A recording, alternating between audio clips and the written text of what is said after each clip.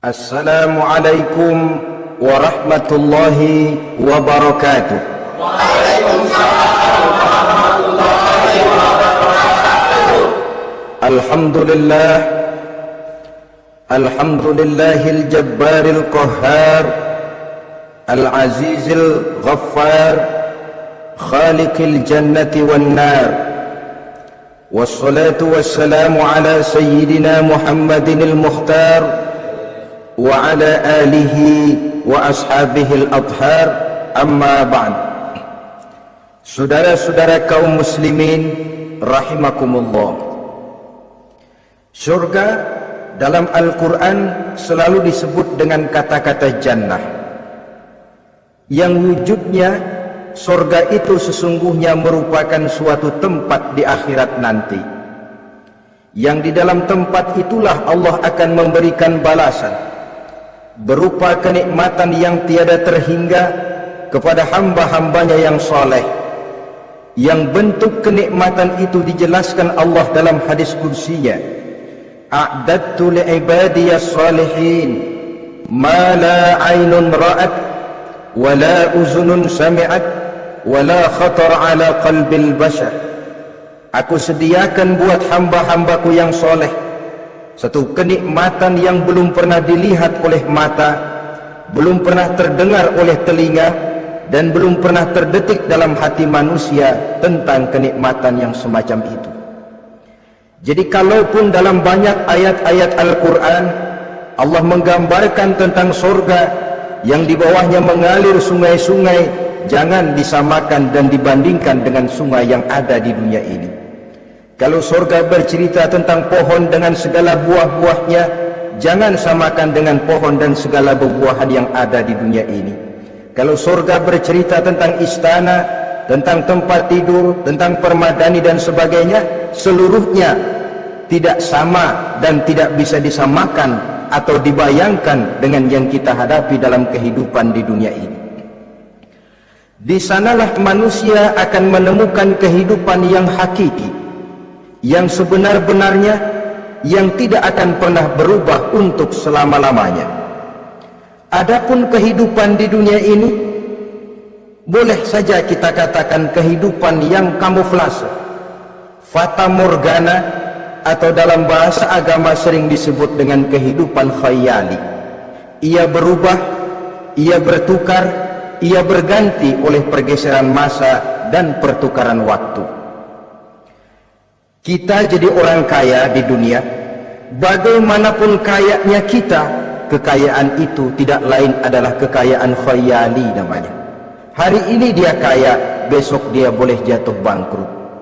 Tengoklah orang-orang kaya di dunia ini, yang tidak cuma sekedar memperkaya diri untuk dirinya sendiri saja, tapi kadang-kadang sudah mempersiapkan untuk anak-anaknya, untuk cucu-cucunya, untuk iparnya, untuk besannya, pendeknya untuk seluruh keluarganya. Tidak cukup harta cuma untuk 1, 2, 3 bahkan sampai 7 keturunan. Tidak cukup dengan uang miliaran malah triliunan. Tidak cukup dengan punya tanah yang luas malah gunung dibeli, laut dibeli, langit pun kalau dijual mau dibeli. Sudah melampaui batas yang dinamakan kewajaran, dihinggapi penyakit rakus bin serakah alias tamak, lalu menghalalkan segala macam cara untuk mencapai harta, padahal itu tidak lebih dari bayangan khayali. Harta yang banyak itu mampukah menolak penyakit yang hendak datang? Harta yang banyak itu mampukah menahan tumbuhnya uban selembar di atas rambutnya? Harta yang banyak itu mampukah mencegah sebuah giginya yang hendak permisi? Dan pada akhirnya harta yang begitu banyak itu mampukah menolak kedatangan malaikat maut? Sama sekali ternyata tidak. Itulah kekayaan khayali namanya. Karena itu orang yang terbuka mata hatinya, dia tidak hanya mengejar kekayaan khayali ini, dia mengejar kekayaan hakiki yang terpendam di dalam kepribadian berupa al-akhlaqul karimah, akhlak dan budi pekerti yang terpuji yang menghiasi jiwa dan kehidupannya. Ada sifat sabarnya, ada sifat syukurnya, ada sifat qanaahnya, dan segala macam akhlak yang terpuji. Itulah kekayaan jiwa yang tidak bisa dinilai dengan materi. Kita punya pangkat, jabatan, kedudukan tinggi, pangkat apapun di dunia ini sesungguhnya tidak lebih dari pangkat khayali. Buktinya bahwa dia pangkat khayali, pangkat di dunia ini selalu ada bekasnya. Saudara kenal ada bekas camat? Ada? Ada bekas lurah, ada bekas gubernur, ada bekas menteri, ada bekas presiden. Hari ini dia lurah, besok bekas lurah. Hari ini dia camat, besok bekas camat. Hari ini dia menteri, besok bekas menteri. Pangkat khayali. Maka Quran menganjurkan jangan pangkat khayali yang kita kejar mati-matian, sampai menggunakan sistem jilat atas, injak bawah, sikut kiri kanan, yang penting dapat kedudukan. Padahal itu tidak lebih daripada pangkat khayali. Quran menganjurkan carilah pangkat hakiki, kedudukan di sisi Allah, maqam di sisi Allah. Itulah pangkat yang sebenarnya. Apa jalan ke arah sana? Quran memberikan petunjuk. Wa minal laili fatahajjad bihi nafilatan lak asa an yab'asaka rabbuka maqaman mahmuda. Di keheningan malam, dikala orang tidur nyenyak, bangunlah engkau tahajud kepada Allah Tuhanmu. Pasti kalau itu kau laksanakan, Allah akan menempatkan engkau di satu tempat yang terpuji, mendapat pangkat yang hakiki dan bukan sekedar pangkat khayal. Kita berusia muda, muda kita ini pun muda khayali. Berapa lama kita muda? Hari berubah jadi minggu, minggu bertukar menjadi bulan, bulan pergi datanglah tahun. Pergeseran masa dan pertukaran waktu membuat kita jadi berubah. Kulit yang tadinya kencang jadi lentur dan keriput, segalanya berubah. Oleh karenanya, pada kehidupan di surga nanti, orang akan menemukan kehidupan yang hakiki, yang tidak akan pernah berubah untuk selama-lamanya. Nah, kita akan mulai dengan menjelaskan bagaimana sebenarnya keadaan surga itu. Pertama, luasnya. Berapa sih luasnya surga? Dengan logika, sekarang ini dunia dihadapi dengan kekhawatiran terhadap peledakan penduduk yang nyaris tidak terkendali. 5 miliar lebih jumlah manusia yang nongkrong di permukaan bumi. Tapi sesungguhnya planet bumi yang kita tinggali ini cuma satu planet kecil dari 9 buah planet yang berada dalam sistem tata surya matahari yang lazimnya kita namakan galaksi. Selain tata surya matahari yang namanya galaksi itu, masih terdapat lagi galaksi-galaksi lain yang dengan sendirinya juga dikitari oleh planet-planet lain. Dan bumi kita yang kita tinggali ini, yang dihuni oleh tidak kurang 5 miliar manusia, hakikatnya cuma setitik debu di tengah angkasa alam yang luas ini. Oleh karenanya, di dalam surah Ali Imran ayat 173, ayat 133, Allah Subhanahu wa taala menjelaskan, wasari'u ila maghfiratin min rabbikum wa jannatin 'arduha as-samawati wal ardu u'iddat lil muttaqin. Bersegeralah kamu menuju ampunan Allah dan surga yang luasnya seluas langit dan bumi. Seluas langit dan bumi. Sedangkan langit oleh mata telanjang ini kan tidak pernah kelihatan. Yang nampak oleh kita biru di atas itu cuma batas titik pandangan manusia yang terjauh. Dan konon itu adalah refleksi sinar matahari yang menyentuh air laut, melahirkan warna biru. Sedangkan hakikat langit itu sendiri sampai hari ini belum terjangkau oleh kemajuan ilmu pengetahuan. Sejauh-jauhnya manusia pergi baru ke bulan. Mungkin dalam beberapa tahun mendatang dia akan pergi ke planet-planet Mars dan planet-planet lainnya. Tapi itu masih terbatas dalam sistem tata surya matahari atau galaksi kita ini. Belum lagi sampai kepada langit yang pertama. surga yang disediakan untuk orang-orang saleh ini luasnya seluas 7 lapis langit dan bumi. Jadi saudara tidak usah berpikir khawatir di surga nanti kehabisan kapling.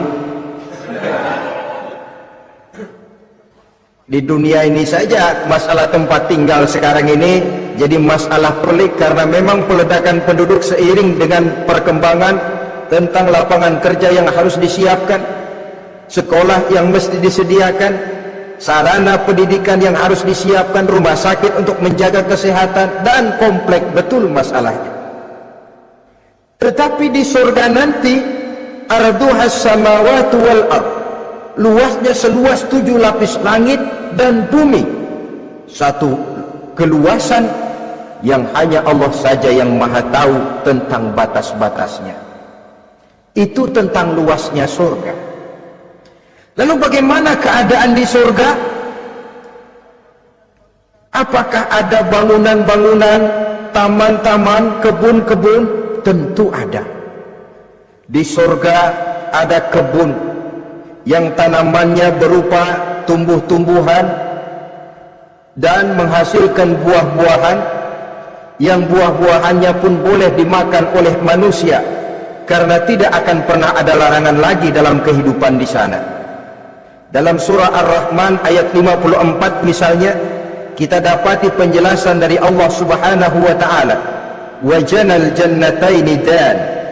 Begitu juga dalam surah Waqiah ayat 32 dan 33, Allah menjelaskan wa fakihatin kasiratin la maqtu'ati wa la mamnu'ah, dan di dalam surga itu terdapat buah-buahan yang sangat banyak sekali yang tidak pernah putus-putusnya, wala mamnu'ah, dan tidak dilarang untuk mengambilnya.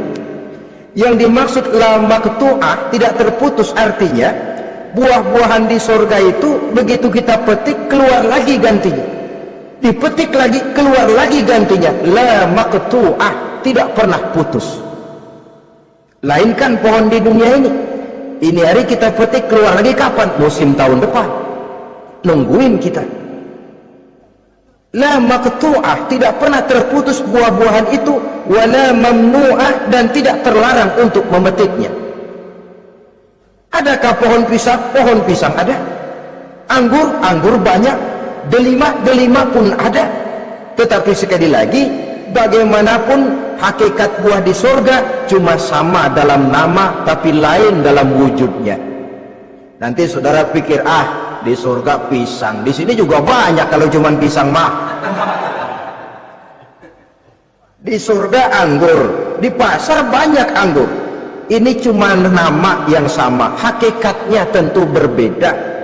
So kalau hakikatnya juga sama, ya nggak usah sampai ke akhirat, di sini pun cukup. Adanya nama-nama ini cuma untuk memberikan gambaran tentang buah-buah yang ranum, yang nikmat, yang lezat, dan yang digemari oleh manusia.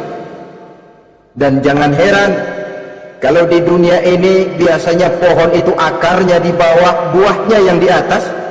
Maka di surga nanti terbalik pohon itu, akarnya yang di atas, buahnya yang ke bawah, sehingga orang nggak perlu tangga dan ngambil buah, tinggal metik saja, nggak perlu naik, nggak perlu manjat, nggak perlu bersusah payah. Saudara-saudara kaum muslimin rahimakumullah, kemudian bangunannya bagaimana? Surga itu pun bertingkat. Di dalam Al-Furqan ayat 10, Allah Subhanahu wa taala menjelaskan, tabarakallazi in syaa'a ja'ala laka khairan min dzalik jannatun tajri min tahtiha al-anhar wa yaj'al laka qusura.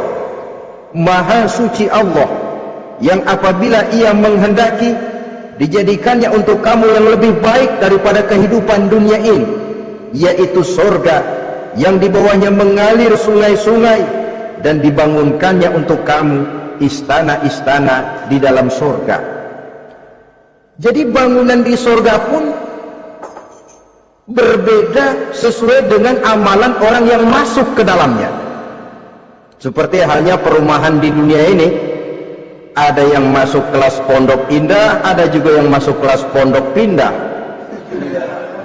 Itu kan tidak sama itu. Ada pondok indah, ada pondok pindah. Sudah pondok pindah lagi. Kenapa bisa berbeda begitu? Ya tergantung kekuatan ekonominya. Makin tinggi nilai kekuatan ekonominya, makin mampu dia mendirikan istana di dunia. Tapi di surga nanti, yang bikin mampu bukan ekonomi. Yang bikin mampu adalah amalan pada waktu hidup di dunia. Makin banyak amalnya, dengan sendirinya makin baguslah istananya di surga. Tetapi yang namanya surga dapat empernya juga sudah lumayan betul itu. Seemper-empernya surga masih jauh lebih baik daripada sebagus-bagus istana di dunia ini. Taj Mahal, bangunan yang mengagumkan. Istana Raja Persia, bangunan yang menggiurkan. Sehebat-hebatnya istana dunia, masih jauh lebih mending empernya surga. Konon ya, menurut satu riwayat, baunya surga itu sudah bisa dicium 40 tahun perjalanan. Menurut riwayat lain 500 tahun perjalanan. Menurut riwayat satu lagi 70 tahun perjalanan. Baunya surga sudah dapat dicium oleh manusia. Saudara-saudara kaum muslimin rahimakumullah. Nah, di dalam bangunan-bangunan surga itu, seperti halnya terdapatlah kamar-kamar ghuraf dalam istilah Quran itu, yang juga berisi divan, ranjang, tempat-tempat tidur yang indah-indah, dilengkapi dengan kasur-kasur yang tebal dan empuk, bantal dan permadani yang daripadanya bertahtakan emas. Terulah tempat tidur paling menggiurkan kita zaman sekarang ini yang namanya Dunlopillow atau Alga Spring Bed. Sejauh itu bayangan kita menggambarkan masih belum apa-apanya ketimbang tempat tidur yang ada di surga itu nanti. Saudara-saudara kaum muslimin, apakah juga penduduk surga makan, minum, memakai pakaian? Iya. Mereka akan beroleh gelas, piala, kendi, cerek, dan piring-piring yang terbuat dari emas dan perak. Tentu tidak usah gambarkan lagi macam emas dan perak di dunia. Emas dan peraknya akhirat, saudara-saudara. Tetap saja mala ainun ra'at, wala uzunun sami'at, wala khatara fi qalbil bashar. Belum pernah dilihat mata, belum pernah didengar telinga, dan belum pernah terdetik dalam hati manusia tentang wujud yang semacam itu. Apa pakaian mereka? Pakaian penduduk sorga dari sutra yang lembut dan tebal berwarna hijau. Kemudian saudara-saudara, sungai juga mengalir di sana. Mata airnya antara lain berwarna jernih. Ada yang air susu, ada yang sungai madu, ada yang khamar atau sungai arak, dan penduduk surga boleh meminumnya. Tidak ada larangan sama sekali. Timbul pikiran konyol, kalau di surga orang pada minum arak, apa banyak yang teler di surga? Ya tentu tidak. Sebab di sana saya katakan tadi kehidupan yang hakiki. Segalanya diperbolehkan, segalanya dipersilahkan. Nah, lalu untuk masuk ke surga itu apa melalui pintu? Memang melalui berbagai macam pintu. Dan ada pintu-pintu khusus yang tidak boleh dimasuki orang lain. Sayyidina Abu Bakar Siddiq radhiyallahu an pernah bertanya tentang hal itu kepada baginda Nabi. Ya Rasul, apakah di surga ada pintu-pintu khusus? Ada, Abu Bakar. Ada di dalam surga itu pintu yang namanya Rayyan. Tidak boleh masuk ke pintu itu melainkan orang-orang yang puasa. Orang-orang yang rajin puasa, mereka akan masuk ke surga melalui satu pintu yang dinamakan Babur Rayyan atau pintu Rayyan. Ada pintu jihad, yang masuk lewat itu hanya mereka orang-orang yang waktu di dunia sepanjang hidupnya berisi jihad, menegakkan dan meninggikan kalimat Allah. Ada Babur Sedekah, pintu yang hanya boleh dilewati oleh orang-orang yang rajin bersedekah, ringan tangan dalam memberikan bantuan kepada orang-orang yang memang memerlukannya. Dan setiap orang melalui pintu yang sesuai dengan amalannya masing-masing. Ketika itu Abu Bakar bertanya, ya Rasul, apa ada orang yang dipanggil dari tiap pintu? Tiap pintu manggil dia. Kata Nabi, ada Abu Bakar, dan saya doakan kau masuk salah satu di antara orang yang dipanggil dari tiap pintu. Ini orang multi komplek. Puasa, dia ahli puasa. Soal jihad, sepanjang hidupnya dia jihad. Sedekah memang tangannya pemurah. Tahajud memang tiap malam. Sementara itu akhlaknya luhur, tiap pintu manggil dia.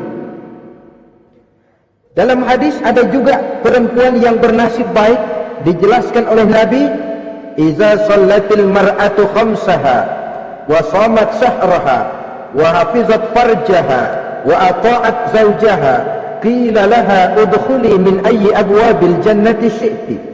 Apabila seorang perempuan dia kerjakan solat yang 5 waktu, dia puasa di bulan Ramadan, dia jaga kehormatan dirinya, kemudian dia taat kepada suaminya, di akhirat nanti dikatakan kepada perempuan tadi, wahai perempuan, udkhuli min ayyi abwabil jannati syi'ti, masuklah kamu ke dalam surga dari pintu mana saja yang kamu mau. Disuruh pilih, saudara-saudara.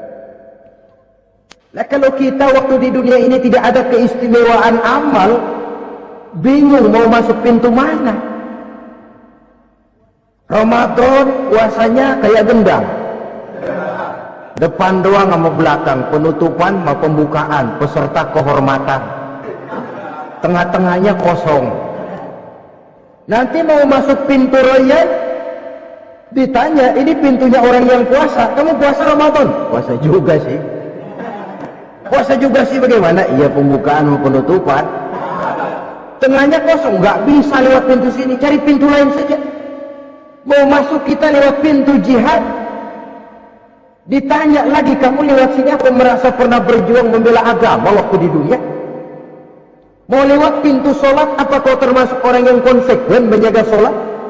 Bersyukurlah kita kalau tiap pintu memanggil. Kalau tidak, adalah salah satu amal kita yang menunjukkan keistimewaan kita. Karena itu beramal nggak perlu banyak, yang penting rutinnya, istiqomahnya. Ahabbul a'mali indallah adwamuha wa in qalla. Amalan yang paling dicintai Allah yang dikerjakan secara tuntas walaupun tidak banyak. Saudara baca ayat Quran nggak banyak, satu malam cuma 3 ayat, tapi rutin tiap malam 3 ayat, tiap malam 3 ayat. Itu lebih dicintai Allah daripada sekali ngaji 1 juz, terus 3 bulan prek gak ngaji-ngaji. Lebih baik yang sedikit-sedikit ini tapi rutin, dia akan menjelma menjadi amalan yang banyak daripada sekalinya banyak lalu ke belakangnya tidak ada sama sekali. Hendaknya ada amalan-amalan kita yang menunjukkan keistimewaan dan kelak akan menjadi pintu yang kita tempuh di surga nanti. Apabila kita sudah melalui pintu-pintu surga itu dan tinggal di dalamnya dengan pakaian, dengan perhiasan, dengan makanan dan minuman sebagai yang saya sebutkan tadi, maka kita pun dalam kehidupan di sana akan dilayani oleh pelayan-pelayan muda, yatufu alaihim wildanun mukhalladun.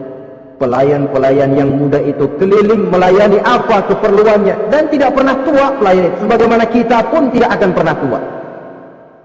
Pendeknya sudah jadi king of king di surga itu, jadi raja di raja.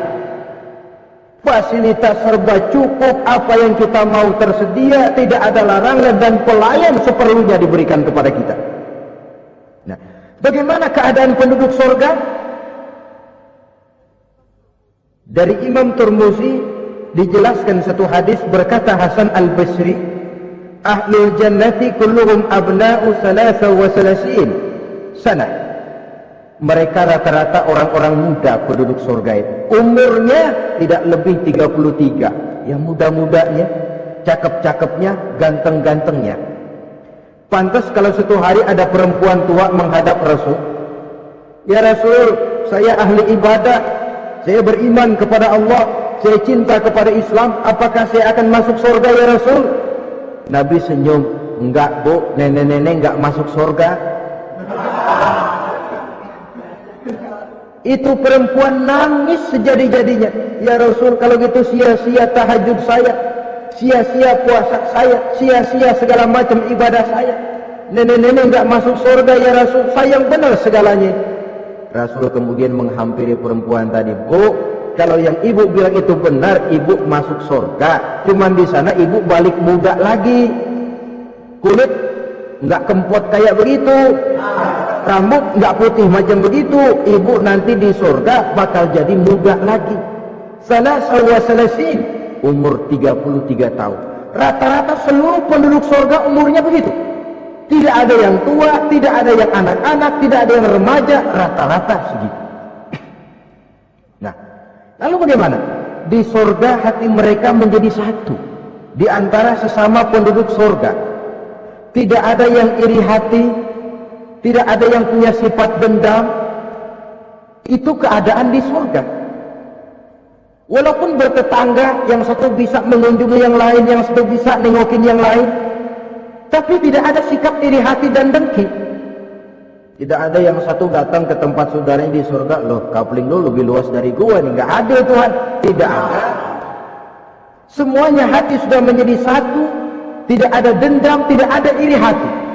Kan jauh bedanya dengan kehidupan di dunia ini toh. Kadang-kadang di dunia ini begitulah romantikanya. Kita melarat, disuraki orang, kita sedikit kaya, diselidiki orang, ada saja yang iri, ada saja yang hasut, dan selalu mencari cara untuk menjatuhkan kita. Di surga hal semacam itu tidak akan kita temui. Orang tidak punya sifat iri hati dan dendam. Lalu bagaimana lagi keadaan penduduk surga itu? Mereka selalu merasa senang dan bahagia. Tiap hari, tiap saat yang dirasakan cuma itu saja. Tidak diselingi seperti kehidupan di dunia ini, di mana senang berseling dengan susah, bahagia berganti dengan derita, ada senyum bahagia, ada tangis menahan derita. Itu romantika kehidupan di dunia. Di akhirat itu tidak akan pernah ditemui dalam surga nanti. Orang selalu merasa senang karenanya di sana tidak ada keluh kesah, tidak ada orang yang murung, tidak ada orang yang narik napas panjang sambil menghitung bintang di langit. Selalu merasa senang dan selalu merasa bahagia. Lalu bagaimana kondisi fisik mereka? Di surga tidak ada orang yang cacat, baik ia cacat rohani ataupun cacat jasmani. Seperti yang kita temui di dunia ini, ada saja cacatnya. Kadang-kadang jasmani sehat, rohaninya sakit. Kadang-kadang rohaninya bagus, jasmaninya cacat. Di surga orang sempurna, komplit, cukup. Tidak ada yang cacat rohani ataupun yang cacat jasmani. Kalau dalam kehidupan di dunia ini mereka cacat, bagaimana? Mereka akan utuh dan sempurna apabila masuk ke dalam surga. Dan di surga sungguh pun mereka makan, sungguh pun mereka minum, mereka tidak akan pernah buang air, baik air besar maupun air kecil. Sebab kalau makan dan minum di surga harus buang air, tentu malaikat harus menyediakan WC. Dan kalau surga sudah ada WC, tentu tinja yang repot. Saudara-saudara kaum muslimin, tidak buang air juga tidak buang angin, dan tidak sakit, tidak terkena penyakit apapun namanya. Sudah di surga itu daerah bebas penyakit. Jadi barangkali kalau keluar ke halaman surga nggak pakai baju masuk angin, tidak. Kalau di sana repot nyari duit kerokan. Segalanya sempurna, segalanya cukup. Lalu bagaimana kalau tiap saat mereka makan, tiap saat mereka minum tapi tidak buang air? Konon keringat yang keluar dari mereka, tubuh mereka, dan keringat yang keluar itu mengandung bau kasturi yang amat sangat harum baunya. Saudara-saudara, kemudian penduduk surga itu oleh Allah diberikan teman hidup yang namanya bidadari. makhluk Allah yang teramat sangat cantiknya, yang tidak bisa kita bayangkan macam apa cantiknya. Barangkali kalau kita menonton film, kita kagum dengan bintang-bintang film kenamaan yang cantiknya selangit. Itu mah belum ada seujung kukunya dari para bidadari. Mereka dalam Quran disebut azwajun mutahharah, istri yang disucikan. Apa pengertian suci di sini? Belum pernah tersentuh sebelumnya, baik oleh manusia, baik oleh jin, baik oleh malaikat sekalipun. Jadi memang orisinil, build up dari sononya belum kepake. Khusus untuk manusia yang masuk surga. Belum pernah kepegang sama manusia. Jangankan manusia, jin dan malaikat saja belum pernah megang. Lain kan di dunia sekarang ini, kita mau cari barang orisinil sudah repot.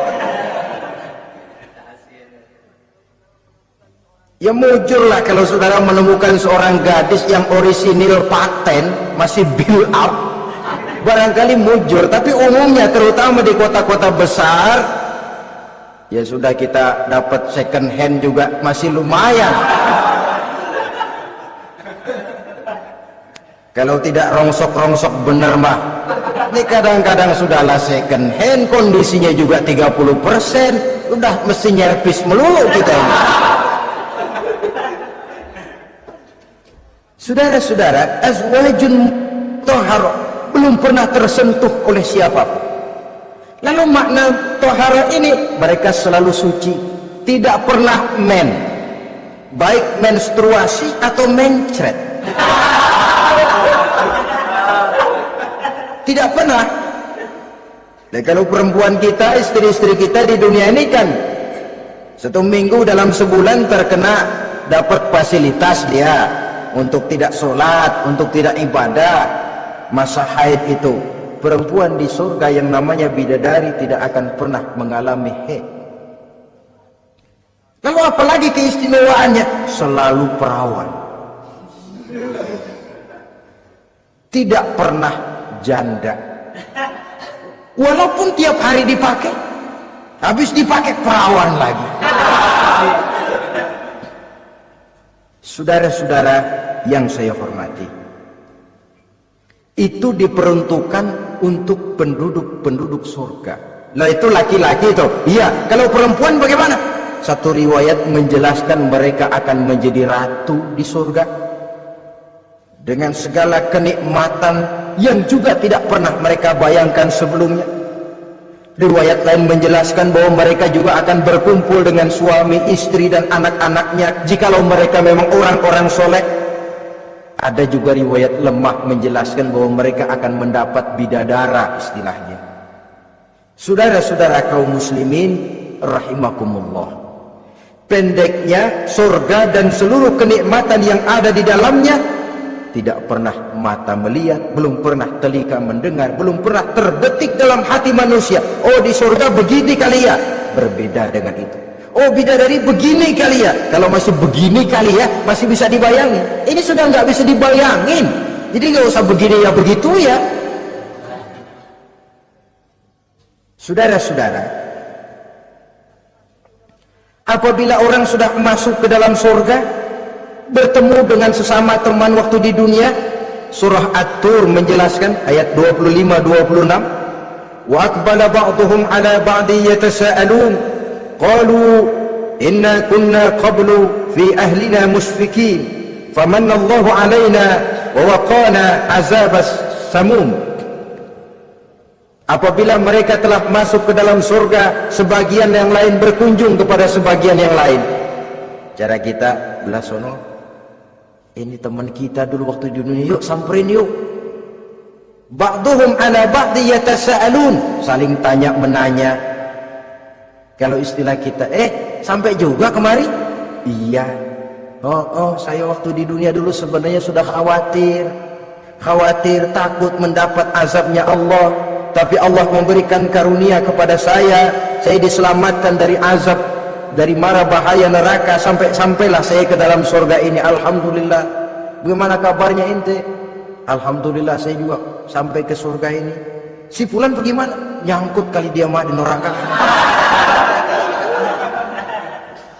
Yatasa'alu, saling tanya menanya hal ihwal dan keadaan mereka.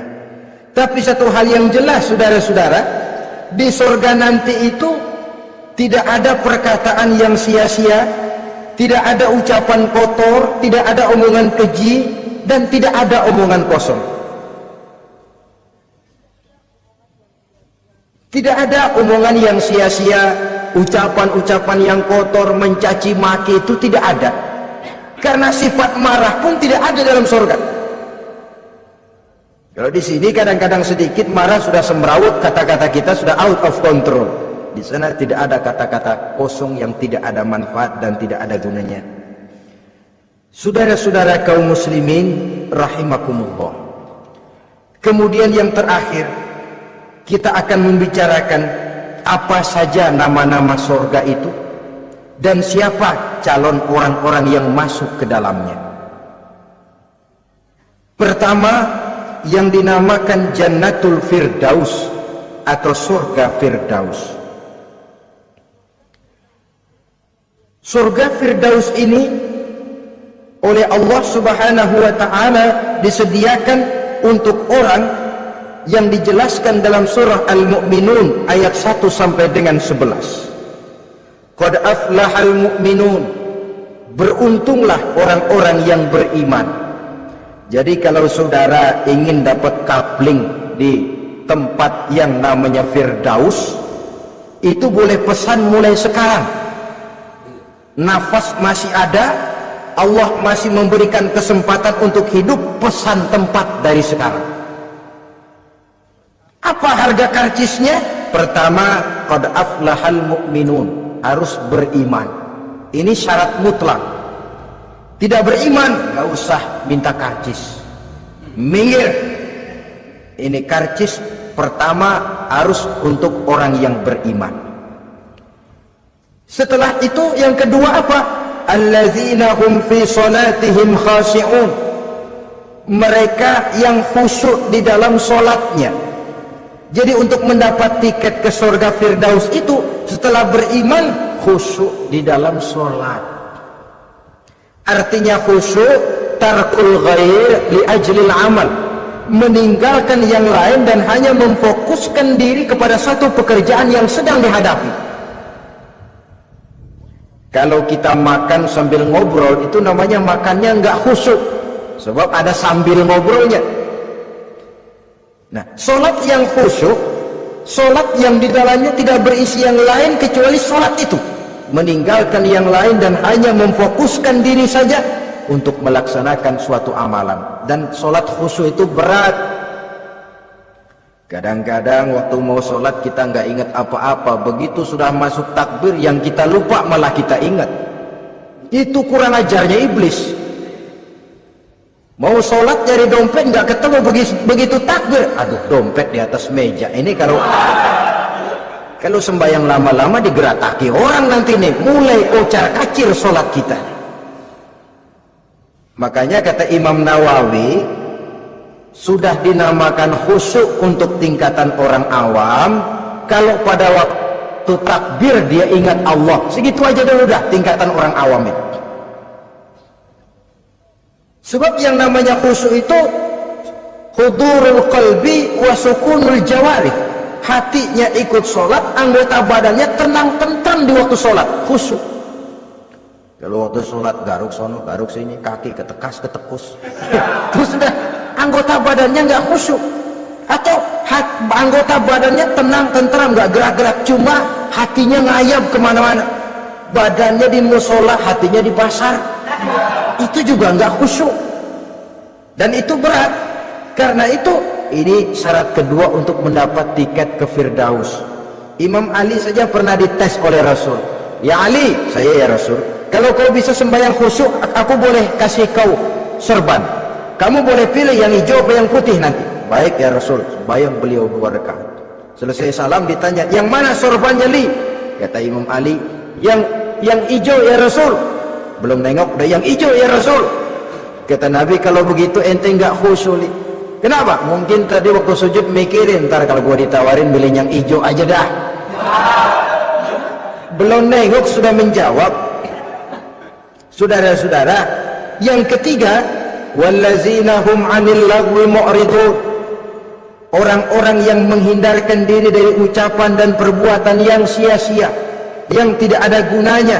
Ini tiket yang syarat yang ketiga untuk mendapat tiket ke Firdaus itu menghindarkan diri baik dari ucapan ataupun perbuatan yang sia-sia, yang tidak ada nilainya baik dalam pandangan manusia, lebih-lebih lagi dalam pandangan Allah. Yang keempat, wallazina hum lizzakati fa'ilun.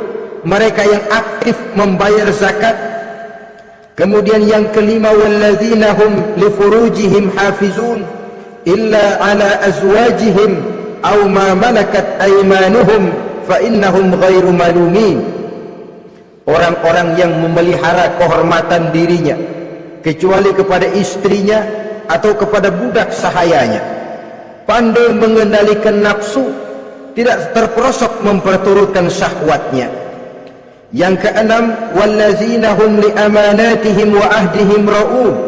Orang yang pandai menjaga amanah dan pandai menepati janji.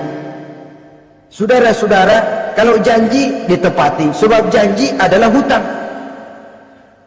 Yang ketujuh, wallazina hum ala salawatihim yuhafizun. Mereka juga selalu memelihara, tidak cuma sekedar khusyuk, tapi memelihara solat dengan baik. Ayat ke-11 dari Al-Mu'minun ini ditutup oleh Allah dengan jelas, ulaika humul warisun allazina yarisuna al-firdausa hum fiha khalidun. Mereka itulah para ahli waris yang akan menerima warisan berupa surga Firdaus dan mereka kekal di dalamnya.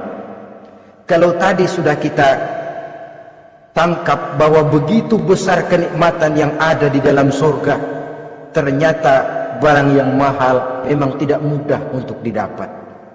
Saudara-saudara, inilah surga Firdaus. Adapun yang kedua, nama surga itu disebut dalam Quran Jannatu Adnin, surga Aden. Untuk siapa mereka?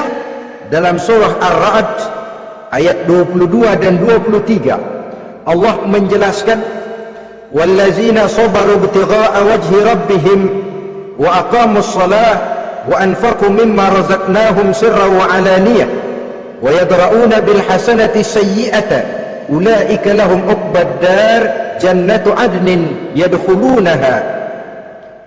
Dan orang-orang yang sabar, wallazina sabaru, orang-orang yang sabar. Sabar dalam apa? Ibtigha'a wajhi rabbihim, dalam menuntut keridhaan Allah. Sabar dalam mencari keridhaan Allah. Sujud mencari keridhaan Allah, sabar. Puasa mencari keridhaan Allah, sabar. Melaksanakan segala macam ibadah untuk mencari keridhaan Allah, sabar. Ini syarat untuk mendapat tiket ke surga Aden nanti, Jannatu Adnin. Sabar dalam mencari ridho Allah. Apalagi di zaman sekarang katanya persaingan hidup makin tajam, lapangan kerja makin sulit, mental hipokrit makin merajalela, golongan munafik alias bunglon ada di mana-mana. Kalau nemplok di daun kuning warnanya kuning, hinggap di daun hijau dia jadi hijau, nempel di dahan coklat jadi coklat, menjilat ke sana kemari, bukan untuk mendapat ridho Allah kadang, tapi untuk mendapat ridho atasannya, mendapat restu atasannya. Ini kan realita dalam kehidupan. Saudara-saudara, mencari muka, padahal seorang muslim ibtigha'a wajhi rabbihim, sabar dalam mencari ridho Allah. Lalu wa aqamus shalah, mereka mendirikan salat. Di sini hanya pengertian umum, mendirikan salat. Kalau dalam Firdaus tadi ditegaskan, tidak cuma sekedar mendirikan, tapi juga khusyuk dan memelihara. Ini mendirikan, saudara-saudara. Maaf, Ada orang yang mengerjakan sholat, ada orang yang mendirikan sholat. Apa bedanya itu? Kalau mengerjakan sholat cuma sekedar gugur kewajiban, pokoknya gugur kewajiban beres. Kadang-kadang pulang sembahyang Jumatnya bersendal. Enggak sembahyang dia, sembahyang.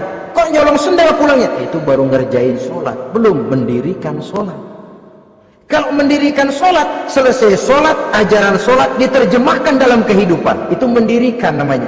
Ada istimrar, kontinuitas alias kesinambungan. Selesai sholat, akhlak sholat, ajaran sholat diterjemahkan di luar sholat. Itu makna aqamus sholat. Apalagi syarat yang ketiga untuk mendapat tiket ke surga Aden ini? Wa anfaqu mimma razaqnahum sirran wa alaniyah. Menginfakkan, membelanjakan di jalan Allah rezeki yang diberikan kepada mereka, baik terang-terangan maupun sembunyi-sembunyi. Maka sedekah itu terang-terangan baik, sembunyi-sembunyi juga baik kalau niatnya ikhlas karena Allah. Terang-terangan baik, kenapa? Untuk merangsang orang lain supaya berbuat seperti kita, bukan untuk dipuji, bukan untuk mendapat riya. Saudara-saudara, saya yang miskin nyumbang 100.000, saudara berapa yang kaya? Ini boleh untuk merangsang orang lain. Tapi kalau untuk riya, itu tentu dilarang oleh agama. Terang-terangan boleh, sembunyi juga boleh, bahkan itu yang dianjurkan oleh Nabi. Tangan kiri tidak tahu apa yang diberikan oleh tangan kanannya. Saudara-saudara, lalu yang keempat, wa yadra'una bil hasanati sayyi'ata. Mereka menolak kejahatan dengan kebaikan.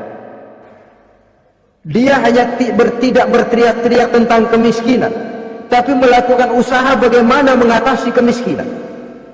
Dia tidak hanya berteriak dengan mengemukakan berbagai macam kemunkaran, tapi mengimbanginya dengan menanamkan segala macam kebajikan. Seperti sekarang ini tuh, air saja kalau cuma dibendung tapi tidak disalurkan kan ngebludak, jebol bendungan. Kita cuma teriak anak-anak muda dihantam oleh kebudayaan barat yang merusak moral. Tapi mana kebudayaan Islam kita? Gak pernah kita timbulkan. Musuh kita adalah kemiskinan dan kebodohan, jelas. Tapi apa langkah ekonomi yang kita lakukan untuk mengatasi kemiskinan? Dan bagaimana upaya kita meningkatkan mutu pendidikan? Kadang-kadang yang mutunya baik, mahalnya gak kejangkau oleh lapisan rakyat yang di bawah, menengah ke bawah ini. Itu yang jadi problem. Orang yang mendapat tiket ke surga Aden ini, mereka menolak kejahatan dengan mengimbanginya, melakukan kebajikan. Tidak cuma teori, tidak cuma propaganda, tapi ada langkah konkret bahwa untuk membentengi kemaksiatan harus diperbanyak munkar. Untuk mengimbangi segala macam perbuatan durjana harus dikembangkan majelis taklim pesantren, menghidupkan akhlak Islamiyah dalam kehidupan sehari-hari. Wa yadra'una bil hasanati sayyi'ah. Orang semacam itulah yang akan mendapat tiket ke surga Aden atau Jannatu Adnin nanti. Dua. Adapun surga yang ketiga dinamakan Jannatun Naim. Surga Naim. Naim mengandung arti penuh kenikmatan. Tiketnya sederhana saja. Al-Qalam ayat 34. Inna lil muttaqina inda rabbihim jannatu na'im. Sesungguhnya bagi orang-orang yang bertakwa kepada Allah, mereka akan mendapat balasan berupa jannatun na'im, surga Naim namanya. Jadi tidak banyak untuk mendapatkan surga Naim ini, cuma takwa. Cuman takwa yang jadi banyak. Apa itu takwa? Sekarang ini kan takwa jadi lalap.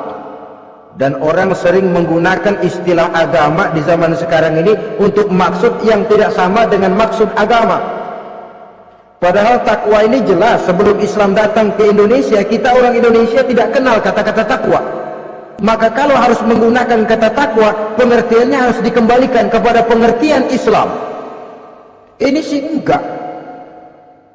Orang yang mana aja kalau dilantik bertakwa kepada Tuhan yang Maha Esa, bertakwa, sampai membleh bibir bertakwa. Tapi kalau sudah megang jabatan, kadang-kadang takwa ngalor dia ngidul.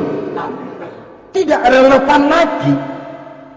Lalu apa sih yang namanya takwa itu? Sederhana saja. Imtisalul awamir wajtinabun nawahi, itulah takwa. Melaksanakan segala yang diperintah, menjauhi yang dilarang, itu takwa. Menjalankan perintah dengan meninggalkan larangan, apa bedanya? Kalau melaksanakan perintah boleh sesuai dengan kemampuan, tapi menjauhi larangan mutlak. Laksanakan perintah Allah sesuai dengan kemampuanmu, tapi tinggalkan larangan Allah mutlak. Mampu tidak mampu, tinggalkan. Enak kalau ada perintah, jauhi larangan Allah semampu kamu. Ya enak, tinggal kita milih.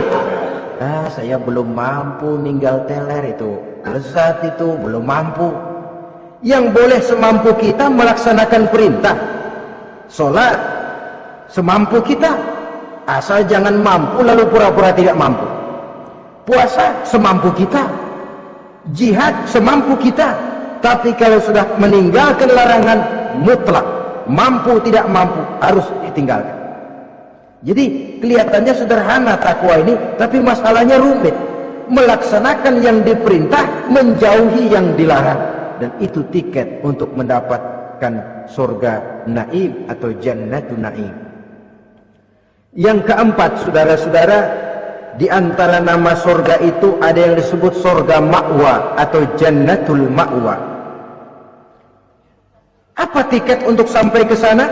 Surah An-Nazi'at ayat 40 dan 41. Wa amma man khafa maqama rabbih wa naha an-nafsa 'anil hawa fa innal jannata hiyal ma'wa. Sesungguhnya orang-orang yang takut kepada larangan Tuhannya, wa naha an-nafsa 'anil hawa, dan sanggup mengendalikan nafsu, sanggup mengendalikan diri dari memperturutkan hawa nafsu, fa innal jannata hiyal ma'wa, surga ma'walah tempat tinggalnya nanti. Jadi tiket ke jannatul ma'wa ini, pertama khafa maqama rabbih, takut kepada batas-batas yang telah ditentukan oleh Tuhannya. Ini batasnya, kamu jangan nyebrang ke sini. Ini batas yang halal, ini yang haram, ini yang hak, ini yang batil, ini yang ma'ruf, ini yang munkar. Orang yang ingin mendapat tiket ke ma'wa, dia takut batas-batas itu. Lalu sanggup mengendalikan diri, tidak sampai memperturutkan hawa nafsunya. Itu tiket ke surga ma'wa. Yang kelima dinamakan surga Darussalam atau Jannah Darussalam. Dijelaskan dalam Al-An'am ayat 126 dan 127. Wa hadza siratu rabbika mustaqima wa qad fassalna al-ayati liqaumin yatadhakkarun lahum darussalam inda rabbihim wa huwa waliyuhum bima kanu ya'malun. Inilah jalan Tuhanmu yang lurus. Telah kami pisahkan ayat-ayat kami bagi kaum yang mau berfikir.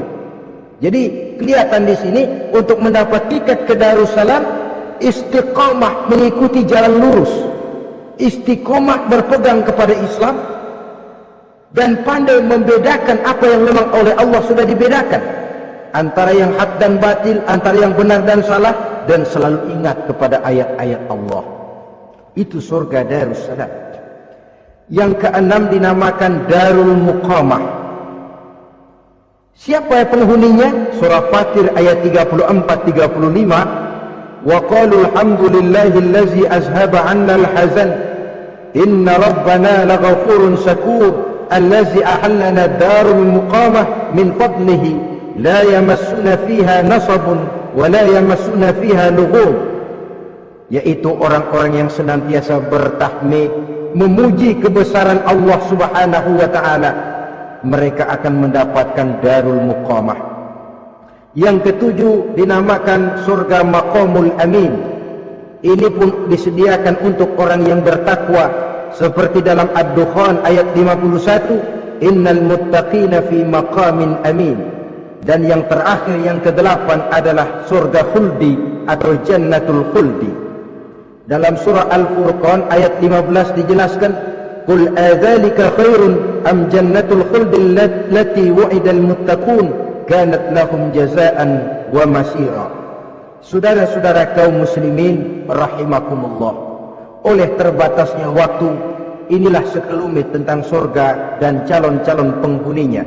Mudah-mudahan dijadikan kita oleh Allah termasuk salah seorang di antara calon-calon yang kelak akan menjadi penghuni surga, mendapat kenikmatan yang kekal dan abadi di dalamnya. Amin ya rabbal alamin. Terima kasih atas segala perhatian.